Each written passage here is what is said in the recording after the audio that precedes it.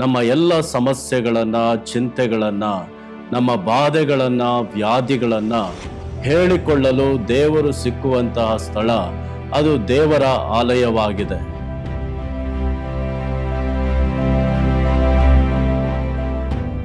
ಇಂದು ಅನೇಕ ಸಮಸ್ಯೆಗಳು ನಿಮ್ಮ ಕತ್ತಿನ ತನಕ ಅದು ಬಂದು ನಿಮ್ಮನ್ನ ಏನು ಮಾಡುವುದಕ್ಕಾಗದ ರೀತಿಯಲ್ಲಿ ಮರಣ ಒಂದೇ ಮಾರ್ಗ ಎಂಬುವಂತ ಪರಿಸ್ಥಿತಿಗೆ ತಂದಿರಬಹುದು.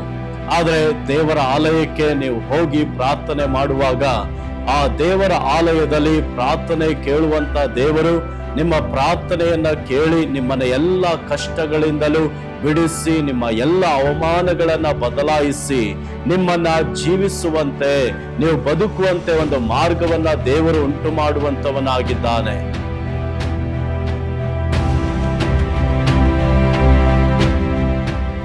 ದೇವರು ತನ್ನ ಮಂದಿರದಲ್ಲಿ ಪ್ರಾರ್ಥನೆ ಮಾಡುವಂತ ಪ್ರತಿಯೊಂದು ಮಕ್ಕಳ ಪ್ರಾರ್ಥನೆಯನ್ನು ಕೇಳುವಂತ ದೇವರಾಗಿದ್ದಾನೆ.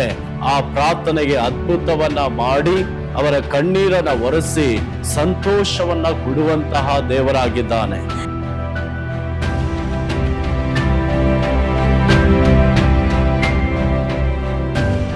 ಯೇಸು ಕ್ರಿಸ್ತನ ಅತಿ ಶ್ರೇಷ್ಠವಾದ ನಾಮದಲ್ಲಿ ನಿಮ್ಮೆಲ್ಲರಿಗೂ ಕೂಡ ನನ್ನ ಪ್ರೀತಿಯ ವಂದನೆಗಳು.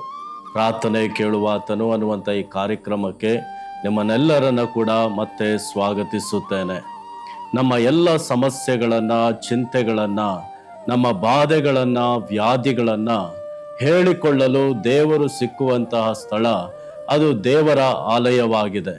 ನಮ್ಮ ಎಲ್ಲ ಸಮಸ್ಯೆಗಳನ್ನು ದೇವರು ಆಲಯದಲ್ಲಿ ಅದನ್ನು ಬಗೆಹರಿಸುವಂತಹ ದೇವರಾಗಿದ್ದಾನೆ. ಕೀರ್ತನೆಗಳು 11:4 ದೇವರ ವಾಕ್ಯದಲ್ಲಿ ನಾವು ಹೀಗೆ ನೋಡುತ್ತೇವೆ, ನಮ್ಮ ದೇವರು ಯೆಹೋವನು ತನ್ನ ಪರಿಶುದ್ಧ ಮಂದಿರದಲ್ಲಿದ್ದಾನೆ ಎಂಬುದಾಗಿ. ನಮ್ಮ ದೇವರು ತನ್ನ ಪರಿಶುದ್ಧ ಮಂದಿರದಲ್ಲಿ ವಾಸ ಮಾಡುವಂತಹ ದೇವರಾಗಿದ್ದಾನೆ. ಆ ಮಂದಿರದಲ್ಲಿ ದೇವರು ನಮ್ಮ ಪ್ರಾರ್ಥನೆಯನ್ನು ಕೇಳುವುದಕ್ಕೆ ಅಲ್ಲಿ ವಾಸಿಸುವಂಥವನಾಗಿದ್ದಾನೆ. ಮಾರ್ಕನು ಬರೆದ ಸುವಾರ್ತೆ 11:17 ನೋಡುವಾಗ, ನನ್ನ ಆಲಯವು ಸಮಸ್ತ ಜನಗಳಿಗೆ ಪ್ರಾರ್ಥನಾ ಆಲಯವು ಎನಿಸಿಕೊಳ್ಳುವುದು ಎಂಬುದಾಗಿ ಬರೆಯಲ್ಪಟ್ಟಿದೆ. ದೇವರು ಹೇಳ್ತಾನೆ, ನನ್ನ ಆಲಯವು ಸಮಸ್ತ ಜನಗಳಿಗೆ ಅದು ಪ್ರಾರ್ಥನೆಯ ಆಲಯವಾಗಿದೆ ಎಂಬುದಾಗಿ. ಎಲ್ಲಿ 2-3 ನನ್ನ ನಾಮದಲ್ಲಿ ಕೂಡಿ ಬರುತ್ತೀರೋ ಅವರ ಮಧ್ಯದಲ್ಲಿ ನಾನು ಇದ್ದೇನೆಂಬುದಾಗಿ ಕರ್ತನಾದ ಯೇಸು ಕ್ರಿಸ್ತನು ಮತ್ತಾಯನು ಬರೆದ ಸುವಾರ್ತೆ 18:20 ವಾಕ್ಯದಲ್ಲಿ ನಾವು ನೋಡ್ತೇವೆ. ಹೀಗೆ ದೇವರು ಆಲಯದಲ್ಲಿ ನಮ್ಮ ಎಲ್ಲ ಪ್ರಾರ್ಥನೆಯನ್ನ ಕೇಳುವುದಕ್ಕಾಗಿ ಅಲ್ಲಿ ಇರುವಂತವನಾಗಿದ್ದಾನೆ. ಕೀರ್ತನೆಗಳ ಪುಸ್ತಕ 18:4 ಮೃತ್ಯು ಪಾಶಗಳು ನನ್ನನ್ನು ಸುತ್ತಿಕೊಂಡವು, ನಾಶ ಪ್ರವಾಹವು ನನ್ನನ್ನು ನಡುಗಿಸಿತು, ಪಾತಾಳ ಪಾಶಗಳು ನನ್ನನ್ನು ಆವರಿಸಿಕೊಂಡಿದ್ದವು, ಮರಣಕರವಾದ ಊರ್ಲುಗಳು ನನ್ನೆದುರಿನಲ್ಲಿದ್ದವು. ಅಂತ ಕಷ್ಟದಲ್ಲಿ ನಾನು ಯೆಹೋವನಿಗೆ ಮೊರೆಯಿಟ್ಟೆನು, ನನ್ನ ದೇವರನ್ನ ಪ್ರಾರ್ಥಿಸಿದೆನು. ಆತನು ತನ್ನ ಮಂದಿರದಲ್ಲಿ ನನ್ನ ಶಬ್ದವನ್ನ ಕೇಳಿದನು, ನನ್ನ ಕೂಗು ಆತನ ಸನ್ನಿಧಿಗೆ ಸೇರಿ ಕೇಳಿಸಿತು ಎಂಬುದಾಗಿ. ನನ್ನ ಪ್ರೀತಿಯ ದೇವಜನವೇ, ಇಂದು ಅನೇಕ ಸಮಸ್ಯೆಗಳು ನಿಮ್ಮ ಕತ್ತಿನ ತನಕ ಅದು ಬಂದು ನಿಮ್ಮನ್ನ ಏನು ಮಾಡುವುದಕ್ಕಾಗದ ರೀತಿಯಲ್ಲಿ ಮರಣ ಒಂದೇ ಮಾರ್ಗ ಎಂಬುವಂತ ಪರಿಸ್ಥಿತಿಗೆ ತಂದಿರಬಹುದು.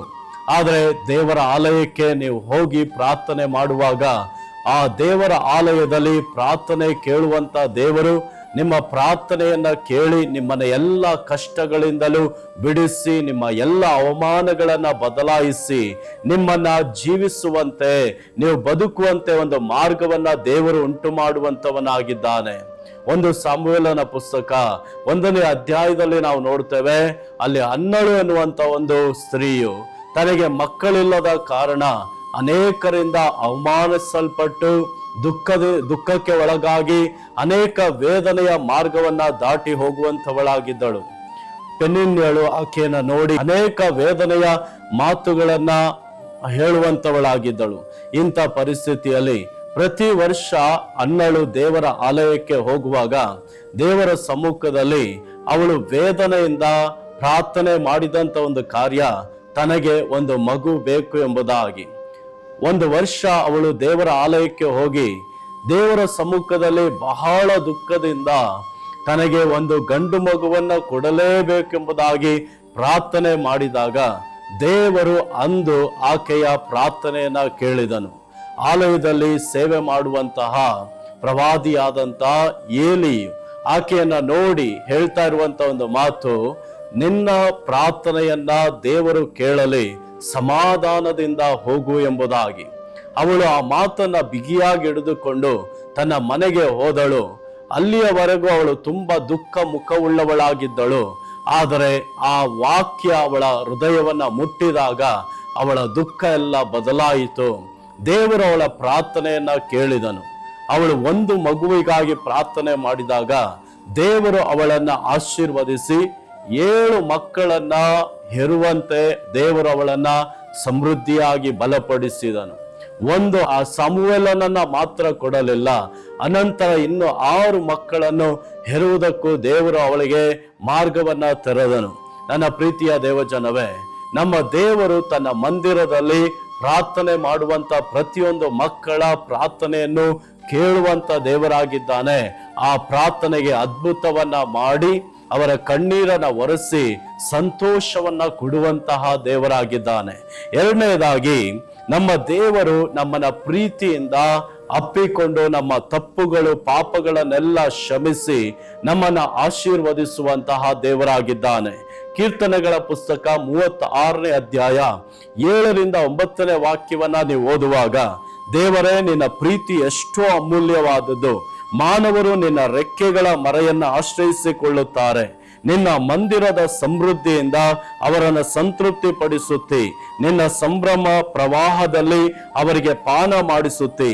ನಿನ್ನ ಬಳಿಯಲ್ಲಿ ಜೀವದ ಬುಗ್ಗೆ ಉಂಟಲ್ಲ, ನಿನ್ನ ತೇಜಸ್ಸು ನಮಗೆ ಬೆಳಕನ್ನ ಕೊಡುತ್ತದೆ ಎಂಬುದಾಗಿ. ಹೌದು ನನ್ನ ಪ್ರೀತಿಯ ದೇವಜನವೇ, ದೇವರು ತನ್ನ ಮಂದಿರದಲ್ಲಿ ನಮ್ಮನ್ನ ಪ್ರೀತಿಸಿ ಅಪ್ಪಿಕೊಂಡು ನಮ್ಮನ್ನ ಆಶೀರ್ವದಿಸುವಂತಹ ದೇವರಾಗಿದ್ದಾನೆ. ಆತನ ಬಳಿಯಲ್ಲಿ ಬೆಳಕಿದೆ. ಆ ಬೆಳಕಿನಿಂದ ನಮ್ಮ ಎಲ್ಲ ಕತ್ತಲು ನೀಗಿ ಹೋಗುವಂತದ್ದಾಗಿದೆ.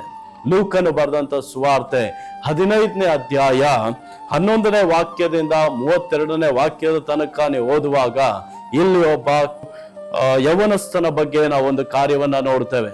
ಇವನು ತನ್ನ ತಂದೆಯ ಬಳಿಯಲ್ಲಿ ಸಿಗಬೇಕಾಗಿರುವಂತ ಎಲ್ಲ ಆಸ್ತಿಯನ್ನ ದೋಚಿಕೊಂಡು ದೂರ ದೇಶಕ್ಕೆ ಹೋಗಿ ಎಲ್ಲ ಕೆಟ್ಟ ಕಾರ್ಯಗಳನ್ನ ಮಾಡಿ ತನ್ನ ಕೈಯಲ್ಲಿದ್ದಂತ ಹಣವನ್ನೆಲ್ಲ ಕಳೆದುಕೊಂಡು, ಅವನಿಗೆ ಯಾವ ಕೆಲಸ ಇಲ್ಲ, ಆಹಾರ ಇಲ್ಲ, ಕಡೆಯದಾಗಿ ಹಂದಿಗೆ ಹಾಕುವಂತ ಆಹಾರ ಕೂಡ ಸಿಗದೇ ಇರುವಂತ ವೇಳೆಯಲ್ಲಿ ಅವನು ಯೋಚನೆ ಮಾಡಿದ್ದು, ನನ್ನ ತಂದೆಯ ಮನೆಯಲ್ಲಿ ಬಹಳ ಸಮೃದ್ಧಿಯಿಂದ ನಾನು ಜೀವಿಸ್ತಾ ಇದ್ದೆ, ನನ್ನ ತಂದೆಯ ಮನೆಯಲ್ಲಿ ಬಹಳ ಸಮೃದ್ಧಿ ಇದೆ, ಮತ್ತೆ ನನ್ನ ತಂದೆಯ ಬಳಿಗೆ ಹೋದರೆ ಆತನು ನನ್ನನ್ನು ಸೇರಿಸಿಕೊಳ್ಳುವನು, ಮಗನಾಗಿ ಅಲ್ಲ ಆಳಾಗಿ ಹೋಗುವೆನೋ ಅಂತೇಳಿ ಆ ತಂದೆ ಮನೆಗೆ ಅವನು ತಿರುಗಿ ಬರುವಂತ ಒಂದು ಕಾರ್ಯವನ್ನ ನಾವಲ್ಲಿ ಓದ್ತೇವೆ. ಅವನು ತಿರುಗಿ ಬಂದಾಗ ತಂದೆಯು ಪ್ರೀತಿಯಿಂದ ಅವನನ್ನ ಸೇರಿಸಿಕೊಂಡು ಅವನನ್ನು ಆಶೀರ್ವದಿಸುವಂತದ್ದನ್ನ ನಾವು ನೋಡ್ತೇವೆ. ನಮಗೊಂದು ತಂದೆ ಇದ್ದಾನೆ, ಆ ಮನೆಯಲ್ಲಿ ನಮ್ಮನ್ನ ಆಶೀರ್ವದಿಸುವುದಕ್ಕಾಗಿ ಆತನಿದ್ದಾನೆ. ನಾವು ಆತನ ಬಳಿಗೆ ಮತ್ತೆ ಬರುವಾಗ ನಮ್ಮನ್ನ ತಳ್ಳುವಂತ ದೇವರಲ್ಲ, ಆತನ ನಮ್ಮನ್ನು ಸೇರಿಸಿಕೊಂಡು ತನ್ನ ಸಮೃದ್ಧಿಯಲ್ಲಿರುವಂತ ಸಕಲ ಕಾರ್ಯವನ್ನು ನಮಗೆ ಕೊಟ್ಟು ನಮಗೆ ಬೆಳಕನ್ನ ಕೊಟ್ಟು ನಮ್ಮನ್ನು ಆಶೀರ್ವದಿಸುವಂತಹ ದೇವರಾಗಿದ್ದಾನೆ. ಮೂರನೇದಾಗಿ, ದೇವರ ಆಲಯದಲ್ಲಿ ನಮಗೆ ಒಂದು ಹಿರಿಯ ಸಹೋದರನಿದ್ದಾನೆ.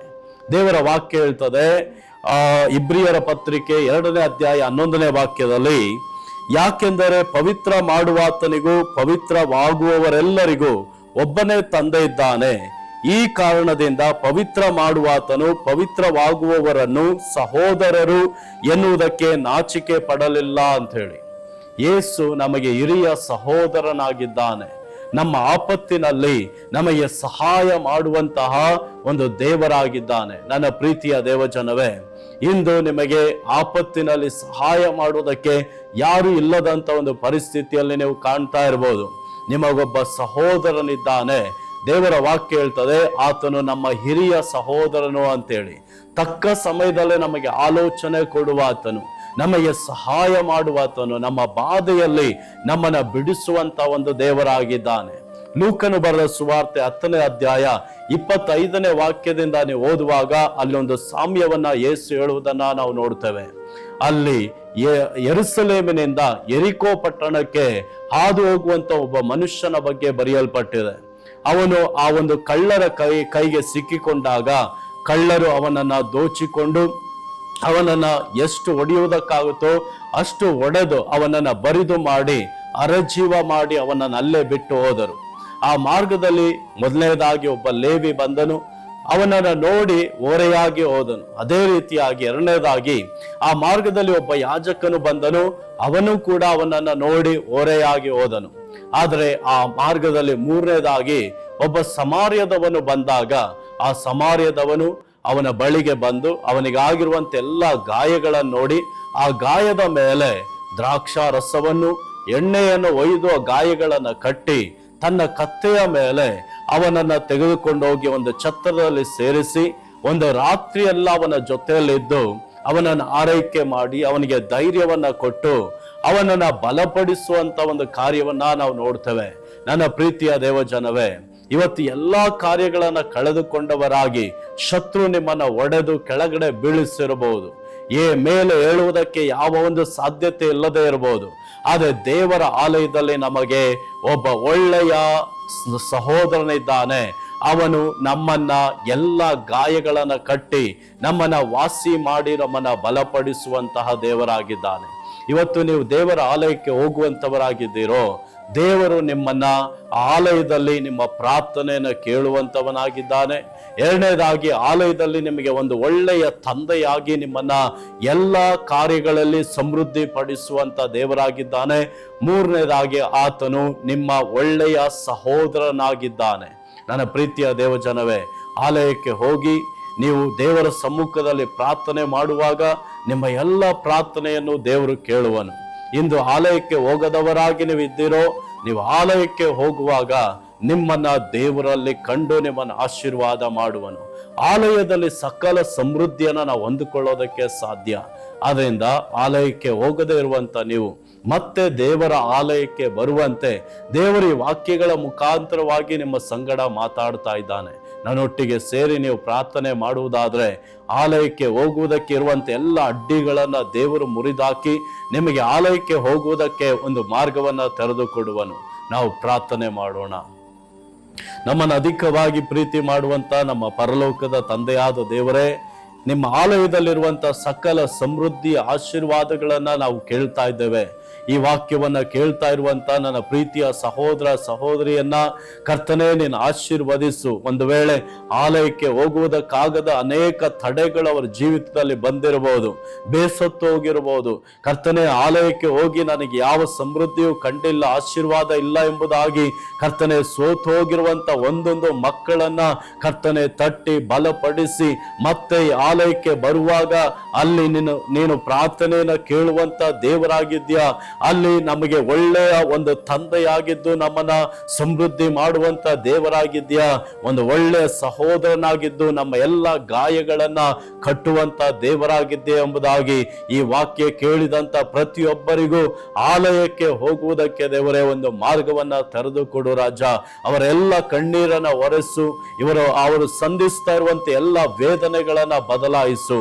ಇವತ್ತೊಂದು ಬದಲಾವಣೆ ಅವ್ರ ಜೀವಿತದಲ್ಲಿ ಬರಲಿ ಎಂಬುದಾಗಿ ನಾನು ಪ್ರಾರ್ಥಿಸ್ತೇನೆ. ಪ್ರಾರ್ಥನೆ ಕೇಳಿ ಅವರಿಗೆ ಒಂದು ಮಾರ್ಗವನ್ನ ನೀವು ತೆರೆದು ಕೊಡ್ತಾ ಇರುವುದಕ್ಕಾಗಿ ಸ್ತೋತ್ರ. ಅವರ ಜೀವಿತದಲ್ಲಿರುವಂತ ಎಲ್ಲ ವಿಧವಾದ ತಡೆಗಳನ್ನ ಬದಲಾಯಿಸಿ ಆಶೀರ್ವಾದದ ಕರವನ್ನ ಅವರ ಮೇಲೆ ನೀನು ಇಟ್ಟು ಬಲಪಡಿಸ್ತಾ ಇರುವುದಕ್ಕಾಗಿ ನಿಮಗೆ ಸ್ತೋತ್ರ. ಎಲ್ಲ ಮಹಿಮೆ ನಿನಗುಂಟಾಗಲಿ. ಯೇಸು ಕ್ರಿಸ್ತನ ನಾಮದಲ್ಲಿ ಈ ಮಕ್ಕಳನ್ನ ನಾನು ಆಶೀರ್ವದಿಸಿ ಪ್ರಾರ್ಥಿಸುತ್ತೇನೆ ತಂದೆಯೇ, ಆಮೇನ್. ನನ್ನ ಪ್ರೀತಿಯ ದೇವಜನವೇ, ದೇವರು ನಿಮ್ಮನ್ನು ಆಶೀರ್ವದಿಸಲಿ. ದೇವರ ಆಲಯದಲ್ಲಿರುವಂಥ ಸಕಲ ಸಮೃದ್ಧಿ ಆಶೀರ್ವಾದ, ಆಲಯದಲ್ಲಿರುವಂಥ ದೇವರ ಬಗ್ಗೆ ನಾವು ಕೇಳ್ತಾ ಇದ್ದೇವೆ. ಆಲಯದಲ್ಲಿ ಆತನು ನಮ್ಮನ್ನು ಆಶೀರ್ವದಿಸುವುದಕ್ಕಾಗಿ ಅಲ್ಲಿ ಆಸೀನಾರೂಢನಾಗಿರುವಂಥ ದೇವರು. ಆಲಯಕ್ಕೆ ತಪ್ಪದೆ ಹೋಗಿ ದೇವರ ಸಕಲ ಆಶೀರ್ವಾದವನ್ನು ಹೊಂದಿಕೊಳ್ಳಿರಿ. ದೇವರು ನಿಮ್ಮನ್ನು ಆಶೀರ್ವದಿಸಲಿ. ಆಮೇನ್.